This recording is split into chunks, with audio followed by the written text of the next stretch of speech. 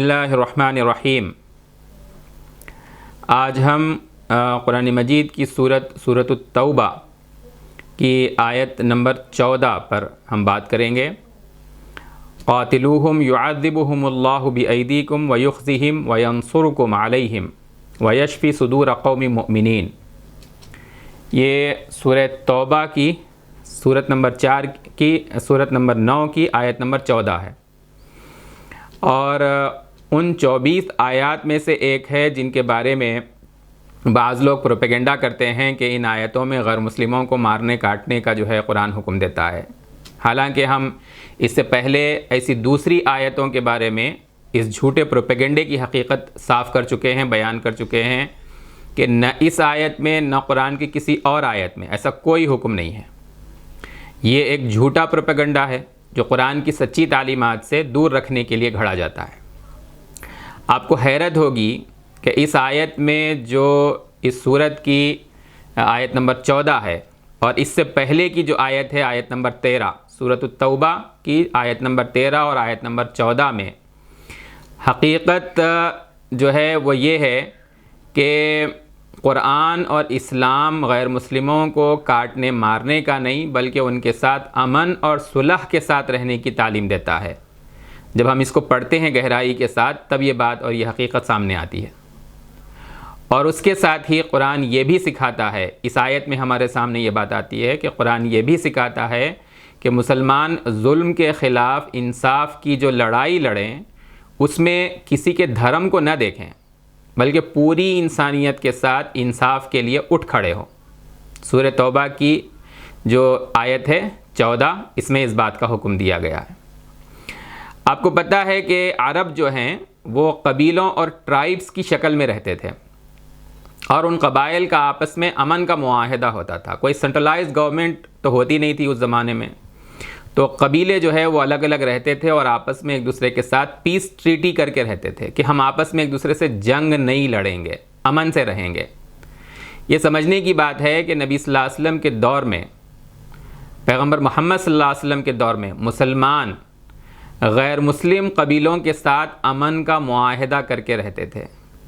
یہ بس پروپیگنڈا ہے کہ مسلمان غیر مسلموں سے صرف لڑتے ہیں، حالانکہ مسلمان نبی صلی اللہ علیہ وسلم کے دور میں کئی غیر مسلم قبیلوں کے ساتھ امن کا معاہدہ کر کے رہتے تھے۔ اچھا، کچھ غیر مسلم قبیلے ایسے تھے جو امن سے رہتے تھے، مسلمانوں کے ان سے بہت اچھے تعلقات تھے۔ ہاں، کچھ غیر مسلم ایسے تھے، غیر مسلموں کے قبیلے اور ٹرائبس ایسے تھے کہ وہ پیس ٹریٹی کی اور جنگ بندی کے معاہدے کی لاج نہیں رکھتے تھے اور قتل و غارت گری مچاتے تھے۔ بعض غیر مسلم قبیلے ایسے تھے، ان کے بارے میں یہ آیت نازل ہوئی ہے۔ دیکھیے، ایک بہت اہم پیس ٹریٹی ہے پیغمبر محمد صلی اللہ علیہ وسلم کے دور میں صلح حدیبیہ کی۔ اس کے بعد میں ایک غیر مسلم قبیلہ ہے، اس کا نام ہے بنو بکر، غیر مسلم تھے یہ۔ انہوں نے ایک دوسرے غیر مسلم قبیلے کو جس کا نام بنو خزاعہ ہے، انہوں نے بنو خزاعہ کے آدمیوں پر حملہ کر کے ان لوگوں کو قتل کر دیا۔ اچھی طرح سمجھیے، قاتل بھی بنو بکر اور مقتول بھی بنو خزاعہ، دونوں غیر مسلم تھے، ان میں مسلمان کوئی نہیں تھا۔ جن کو قتل کیا گیا وہ بھی غیر مسلم، اور جو قتل کرنے والے ہیں وہ بھی غیر مسلم تھے۔ دو آپس میں قبیلے تھے جو لڑ گئے، دونوں غیر مسلم تھے۔ لیکن جن کو قتل کیا گیا، جو مظلوم تھے، وہ مسلمانوں کے حلیف تھے، الائنس تھے۔ بنو خزاعہ یہ مسلمانوں کے الائنس تھے۔ ایسے وقت میں مسلمانوں پر قرآن مجید میں یہ آیت نازل ہوئی، اس سورت کی، سورہ توبہ آیت نمبر 13 اور آیت نمبر 14، اور بھی دیگر آیات ہیں اس سورت کی۔ ایسے وقت میں مسلمانوں پر یہ آیات نازل ہوئیں کہ تمہارے جو الائنس قبیلے تھے بنو خزاعہ، ان کی حمایت کے لیے تم اٹھ کھڑے ہو، چاہے وہ غیر مسلم ہیں لیکن ان کے ساتھ ظلم ہوا ہے، ان کی حمایت میں، ان کی مدد کے لیے ظالم کا مقابلہ کرو۔ جن لوگوں نے پیس ٹریٹی کو توڑا ہے اور تمہارے الائنس قبیلے کو قتل کیا ہے، قرآن نے کہا کہ چاہے مرنے والے دوسرے دھرم کے لوگ ہوں اور مارنے والے بھی دوسرے دھرم کے لوگ ہیں، لیکن انصاف کی بات یہ ہے کہ وہ جو تمہارے حلیف تھے، تمہارے الائنس تھے، قرآن جو ہے وہ کہتا ہے کہ انصاف کے ساتھ کھڑے ہو جاؤ، جنہوں نے ظلم کیا ہے، معاہدے کو توڑا ہے، ہاں اس سے پہلے وہی تمہیں مکے سے بھی انہوں نے بے گھر کر چکے، انہوں نے بے گھر کیا تھا تمہیں، تو ان ظالموں کو ان کے ظلم کا مزہ چکھاؤ، اللہ تمہاری مدد کرے گا۔ یہ اس آیت میں ہے۔ اب بتائیے، یہ تو اسلام کی خوبی ہے کہ وہ غیر مسلموں کے ساتھ بھی کوئی ناانصافی جو ہے کوئی دوسرے کرتے ہیں تو اسلام کہتا ہے کہ جن کے ساتھ ناانصافی کی گئی ہے ان کے ساتھ کھڑے ہو جاؤ، ان کی مدد کرو۔ یہ جو ہے قرآن حکم دیتا ہے اور ظالموں کا مقابلہ کرنے کی جو ہے وہ تعلیم دیتا ہے۔ یہ اس آیت کا مختصر مفہوم ہے جو ہم نے بریف میں آپ کے سامنے بیان کیا ہے۔ اگر آپ اس واقعے کا پورا پس منظر اور بیک گراؤنڈ سمجھنا چاہیں تو اس بات کو سمجھیے کہ نبی صلی اللہ علیہ وسلم کے دور میں غیر مسلم جو تھے وہ دو طرح کے تھے۔ ایک تو مکہ کے قریش تھے جنہوں نے مسلمانوں پر ظلم کے پہاڑ توڑے تھے۔ ہم نے اس بات کو بار بار ذکر کیا ہے، اس حقیقت کی طرف توجہ دلائی ہے کہ پیغمبر صلی اللہ علیہ وسلم نے مکے میں جب اسلام کی دعوت دی، جب اسلام کی دعوت کو شروع کیا تو انتہائی امن کے ساتھ جو ہے وہ دعوت دی۔ قرآن مجید پڑھ کر سناتے آپ صلی اللہ علیہ وسلم، اس کے مضمون کو بتاتے کہ یہ اللہ کی طرف سے نازل کی ہوئی کتاب ہے، اس کو سمجھو۔ یہ بات چیت کے ذریعے سے، ڈائلاگ کے ذریعے سے، امن کے ذریعے سے، کوئی لڑائی بھڑائی نہیں ہے۔ لیکن وہاں کے سرداروں نے اسلام اور مسلمانوں کی مخالفت کی۔ کیوں؟ اس لیے کہ ان سرداروں کو محسوس ہوا کہ اگر یہ دین پھیل گیا تو اس میں تو جو ہے وہ جاتی واد کی مخالفت ہے، اس میں تو جو ہے وہ سود اور جو ہے انٹرسٹ کو اس کو منع کیا گیا ہے، اس میں تو جو ہے برائیوں کو چھوڑنے کے لیے کہا گیا ہے، اس سے تو جو ہے ہماری چودراہٹ ختم ہو جائے گی۔ تو انہوں نے جو ہے اسلام کی اور مسلمانوں کی مخالفت کی، اور مسلمانوں سے ایک بیسک جو رائٹ ہوتا ہے ہر ہیومن سوسائٹی میں، ہر انسان کا، فریڈم آف ریلیجن، اس کو چھین لیا اور مسلمانوں پر بدترین ظلم کیا۔ جو اسلام قبول کرتا اس پر ظلم کرتے۔ اچھا، اس ظلم کے جواب میں مسلمانوں پر ظلم ہو رہا تھا تو مسلمانوں نے چاہا کہ بھئی اس کا جواب دیں ہم۔ قرآن نے کہا، پیغمبر محمد صلی اللہ علیہ وسلم نے مسلمانوں سے کہا کہ نہیں، چاہے تم پر کتنا ہی ظلم ہو جائے تم کسی پر ہاتھ نہیں اٹھا سکتے، تمہیں صبر کرنا ہے۔ یہ اسلام کی تعلیم ہے کہ امن کے ساتھ دعوت دی، اس پر ظلم کیا گیا تو کہا کہ صبر کرو، تم کسی پر پلٹ کر ہاتھ نہیں اٹھا سکتے، ظالم پہ بھی پلٹ کر تم ہاتھ نہیں اٹھا سکتے۔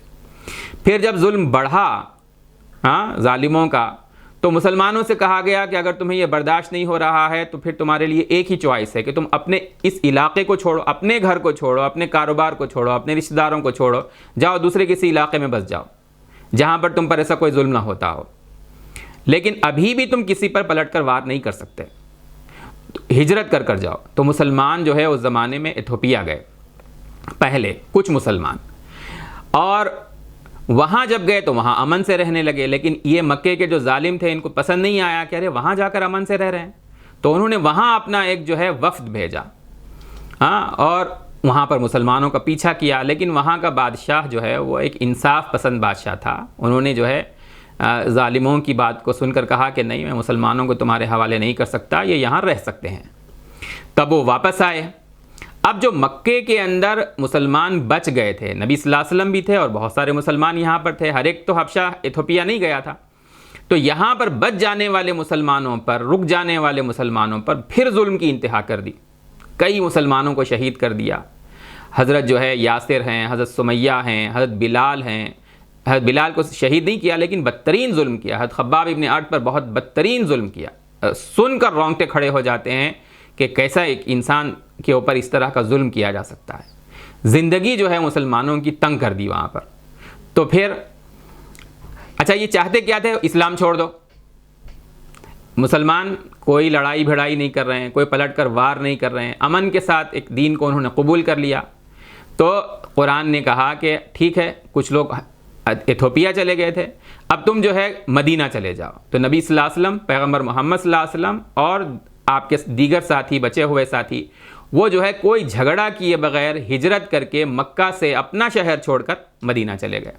یہ اسلام کا مزاج ہے، اس کو اس طرح سمجھنے کی ضرورت ہے کہ امن کے ساتھ دعوت دی، ظلم کیا گیا تو اپنے گھر بار کو چھوڑ دیا لیکن پلٹ کر کسی پر وار نہیں کیا۔ یہ ریکارڈڈ ہسٹری ہے، آج اس کو کراس ایگزامن کیا جا سکتا ہے، چیک کیا جا سکتا ہے، ان فیکٹس کو جانا جا سکتا ہے۔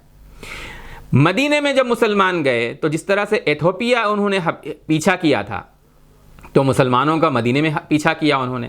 یہاں کے جو مدینے کے جو سردار تھے غیر مسلم، ان سے انہوں نے کانٹیکٹ کیے، ان کو خطوط لکھے، ان کے پاس لوگوں کو بھیجا. عبداللہ ابن ابی ابن سلول ایک وہاں کا ذمہ دار شخص تھا، اس کو رابطہ کیا کہ یہ جو مسلمان تمہارے پاس آئے ہیں چین سے رہ رہے ہیں، ان کو نکالو وہاں سے، ختم کرو ان کو، ورنہ ہم تم سے آ کر جنگ لڑیں گے.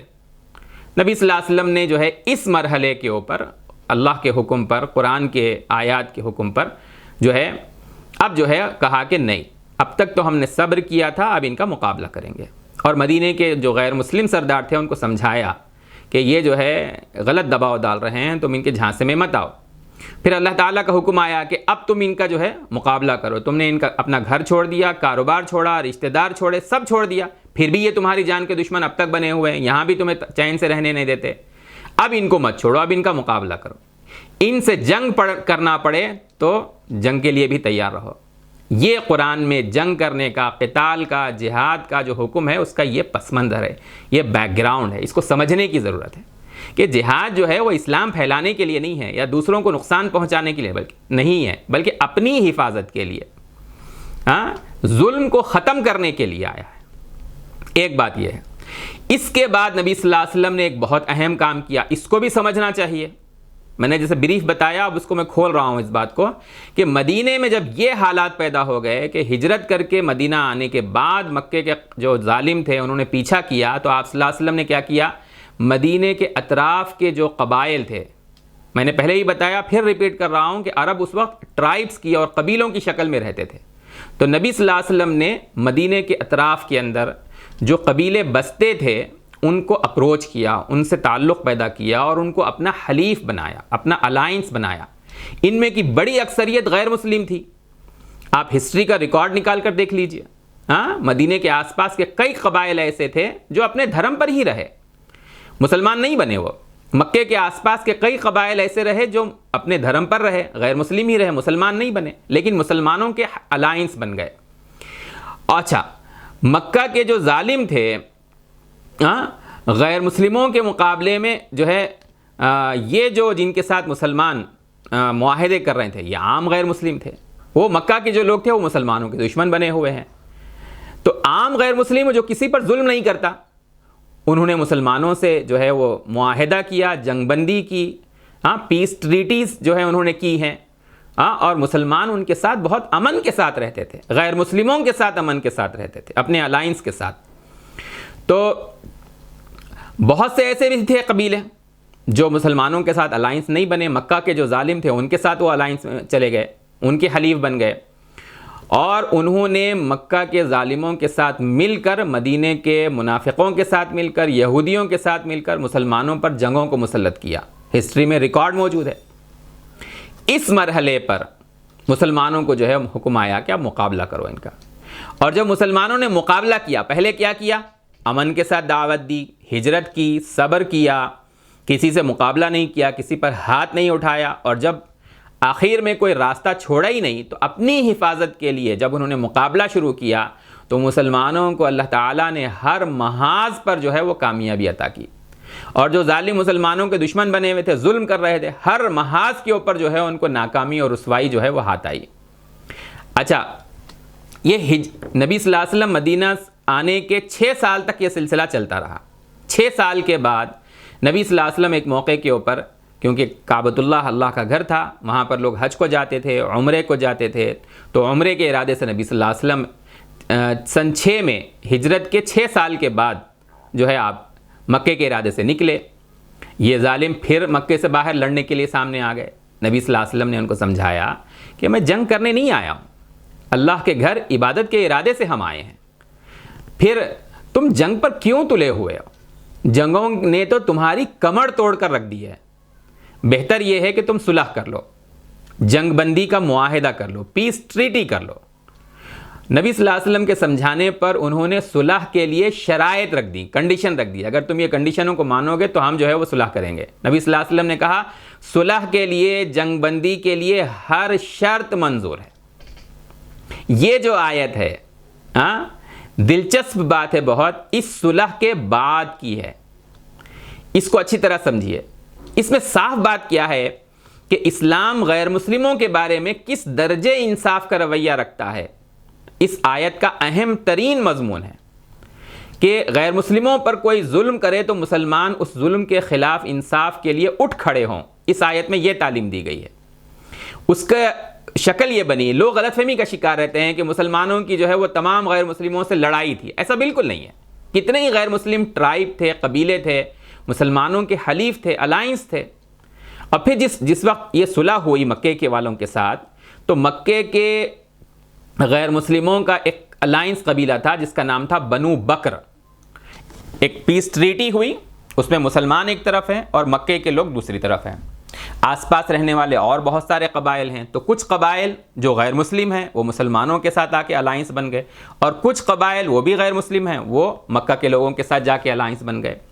اور یہ جو الائنس بن رہے ہیں یہ سب غیر مسلم ہیں۔ یہ تو جو مکہ کے لوگوں کے ساتھ جو الائنس بن گئے، یہ بھی ان کے ساتھ جو ہے بنو بکر تھا، ایک غیر مسلموں کا قبیلہ تھا، بنو خزاعہ ہے، مسلمانوں کے ساتھ ہے۔ تو یہ جو الائنس بنے ہیں، ان میں سے ایک قبیلے نے دوسرے قبیلے کے لوگوں کو حرم کے اندر، مکہ میں حرم کے اندر جو ہے پیس ٹریٹی کے بعد ان پر حملہ کر کے ان کو قتل کر دیا۔ لڑنے والے کون ہیں؟ یہ دونوں غیر مسلم ہیں، ایک بنو بکر اور دوسرا بنو خزاعہ۔ بنو خزاعہ جن کے لوگوں کو جنہوں نے جان سے مارا، اور بنو بکر ایک قبیلہ ہے جس نے مارا۔ تو اس آیت میں جو بات کہی گئی ہے اس کو اچھی طرح سمجھیے کہ دونوں غیر مسلم ہیں، لیکن ایک مسلمانوں کے ساتھ حلیف ہے، الائنس میں ہے۔ تو جس کے اوپر حملہ کیا گیا ہے، جس کے اوپر ظلم کیا گیا ہے، حتیٰ کہ حرم کے اوپر جو ہے ان کے اوپر جو ہے وہ ظلم کیا گیا، ان کے لوگوں کو بے دردی سے قتل کر دیا گیا۔ اور وہ جو پیس ٹریٹی بنی تھی، امن کا معاہدہ جو ہوا تھا، اس کا انہوں نے جو ہے کوئی خیال نہیں کیا، جو مسلمانوں سے جو ہے انہوں نے صلح کر رکھی تھی۔ تو یہ دونوں قبیلوں کی لڑائی کے اندر مسلمانوں کے جو حلیف تھے ان کو مارا گیا، تو اللہ تعالیٰ کی طرف سے حکم آیا، مسلمانوں کے فیور کے لیے پہلے نہیں آیا۔ اس کو سمجھیے آپ اچھی طرح سے۔ ایک الائنس ہے، وہ غیر مسلم ہے مسلمانوں کے ساتھ، ان کے اوپر ظلم ہوا تو مسلمانوں کو حکم کیا ہوا کہ ان کی مدد کے لیے اٹھ کھڑے ہو، جو ظالم جی ظلم کر رہے ہیں ان کا مقابلہ کرو۔ یہ اللہ تبارک و تعالیٰ کا حکم آیا کہ ہمارے غیر مسلم جو ہے الائنس قبیلے پر جو ظلم ہوا ہے، ہم ان کے انصاف کے لیے لڑیں گے۔ یہی حکم ان دو آیتوں میں 13 اور 14 نمبر جو ہے سورہ توبہ کی سورت نمبر 9 آیت نمبر 13 اور آیت نمبر 14 میں، الا تقاتلون قوما نکثوا ایمانہم، کیا تم ایسے لوگوں سے نہیں لڑو گے جنہوں نے اپنے جو ہے عہد کو، اپنی ٹریٹی کو انہوں نے خود توڑ دیا ہے؟ مسلمانوں نے نہیں، بلکہ ان تمہارے الائنس کے اوپر جو ہے وہ حملہ آور ہوئے ہیں، ان کو بے دردی سے قتل کر دیا ہے۔ جو تمہارے دوست تھے، چاہے وہ تمہارے دھرم کے نہ ہوں، انہوں نے جو ہے جنگ بندی کا معاہدہ کیا تھا، لیکن اس معاہدے کے اوپر وہ قائم نہیں رہے۔ یہ ظلم کرنے والے، معاہدے کو توڑنے والے مکہ کے غیر مسلم بھی تھے، اور بنو بکر ایک اور قبیلہ تھا جنہوں نے جو ہے بنو خزاعہ کو، جو مسلمانوں کے حلیف تھے لیکن غیر مسلم تھے، ان کو انہوں نے مار دیا۔ تو اس آیت میں اس کو ذکر کیا گیا ہے کہ جنہوں نے صلح کو توڑا، پیس ٹریٹی کو توڑا، اور اس سے پہلے وہی جو ہے تمہیں مکہ سے جو ہے جنہوں نے نکال باہر کیا تھا، اب انہیں تم مت چھوڑو، اللہ تمہارے ہاتھوں سے انہیں عذاب دے گا۔ بتائیے اس میں کیا غلط بات ہے؟ تعجب کی کیا بات ہے؟ ہر مذہب میں حق اور سچائی پر قائم رہنے والوں کا ظالموں کے مقابلے میں خدا کی جانب سے کہا جاتا ہے کہ بھائی جو حق کے اوپر ہیں، جو سچائی پر ہیں، خدا کی طرف سے ان کو فتح ملے گی، نصرت ملے گی۔ اس کی خوشخبری سنائی گئی ہے۔ آپ غور کیجئے کہ جن لوگوں نے معاہدے کی خلاف ورزی کی اور حملہ آور ہوئے، پہل انہوں نے حملہ کرنے میں کی، کیا ان کے خلاف جوابی کارروائی کرنا ناانصافی کی بات ہے؟ کیا قرآن کو یہ کہنا چاہیے تھا کہ تم اپنا اور اپنے حلیفوں اور الائنس کا قتل عام دیکھتے رہو، ہاتھ پر ہاتھ دھرے بیٹھے رہو، اپنی طرف سے کوئی جواب نہ دو؟ اگر اس وقت ظالموں سے مقابلہ کرنے کا حکم نہیں دیا جاتا تو یہ غلط بات تھی۔ ظالموں سے مقابلہ کرنے کا یہ جو حکم ہے اس آیت کے اندر، آیت نمبر 14 میں اور اس سے پہلے آیت نمبر 13 میں، یہ عین انصاف کا تقاضا ہے۔ اس آیت کو جو ہے وہ پچھلی آیت سے کاٹ کر جب پروپیگنڈا کیا جاتا ہے، اس طرح اس کے غلط معنی جو ہے وہ پھیلانے کی کوشش کی جاتی ہے، ورنہ اس آیت کو پچھلی آیت کے کانٹیکسٹ سے اگر آپ جوڑ کر پڑھیں گے تو یہ آیت قرآن کے خلاف نہیں ہے بلکہ قرآن کی تعریف کے لائق ہے۔ یہ آیت تو غیر مسلموں کے ساتھ اسلام کے انصاف کی صحیح تصویر کو پیش کرتی ہے۔ یہ آیت عام غیر مسلموں کے ساتھ جنگ کرنے کے بارے میں تو بالکل بھی نہیں ہے، بلکہ یہ آیت ان پاپیوں سے مقابلہ کرنے کا حکم دیتی ہے جو سماج میں انارکی پھیلاتے ہیں۔ مسلمانوں نے تو ان سے کوئی جنگ نہیں کی، ان سے معاہدہ جو کیا تھا وہ اس پر قائم تھے، جنگ بندی کے معاہدے پر۔ معاہدے کو مسلمانوں نے نہیں توڑا، بلکہ ظالموں نے معاہدے کو توڑا، قتل و غارت گری شروع کی۔ تو جنہوں نے جنگ بندی کے معاہدے کو توڑا، پیس ٹریٹی کو جنہوں نے توڑا، قتل و غارت گری کی شروعات جنہوں نے کی، ان کے بارے میں قرآن نے حکم دیا کہ ان سے مقابلہ کرو، ان کو ان کے ظلم سے روکو، ایسے ظالموں کو جو ہے وہ دباؤ، سوسائٹی میں ان کو کھلے عام شیطانی کرنے کا موقع مت دو۔ عام امن پسند غیر مسلموں کے ساتھ جنگ کرنے کا اس آیت میں کوئی حکم نہیں ہے، بلکہ پورے قرآن مجید میں ایسی کوئی آیت نہیں ہے۔ اور حقیقت یہی ہے کہ اسلام تو وہ دین ہے جو اللہ کے بندوں پر ظلم کرنے سے روکتا ہے، سماج میں سب کے ساتھ امن اور شانتی کے ساتھ رہنے کی تعلیم دیتا ہے۔